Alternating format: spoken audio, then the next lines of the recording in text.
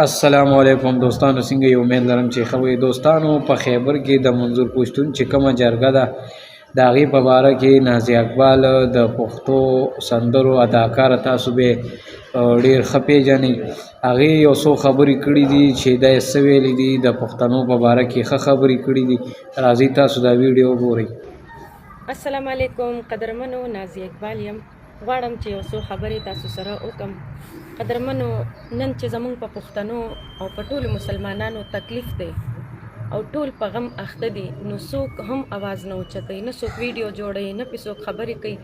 ما غوښتل چې زه یو ختم وکم د ټولو پښتنو دپاره، د ټولو مسلمانانو کوم چې 41 پیرې د سوره یاسین ختم دی، دا ما منلی دی او نن ما ته پروګرام هم راغی، خو ما پروګرام ته غاړه کې نه ښوده او په دې خبره کې جاوید فضا هم زما سره دی. الله دې د جاوید فضا هم سره تاسو ډېر عزت وکړي چې هغوی د پیسو مطالبه هم وکړه چې موږ به تاسو له پیسې ډېرې درکړو، خو تاسو دې پروګرام ته راشئ. موږ وی نه، زموږ په پښتنو تکلیف دی او په ټولو مسلمانانو باندې تکلیف دی، نو زه نه غواړم چې زه دې پروګرام ته درشم.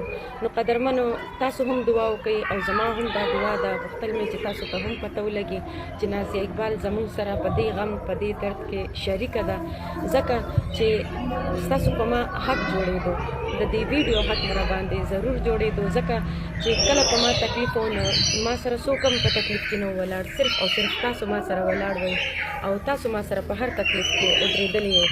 نو ستاسو د دې ویډیو په ما حق جوړېدو، ما دا ویډیو صرف او صرف ستاسو د ټولو مسلمانانو، ټولو پښتنو دپاره جوړه کړه.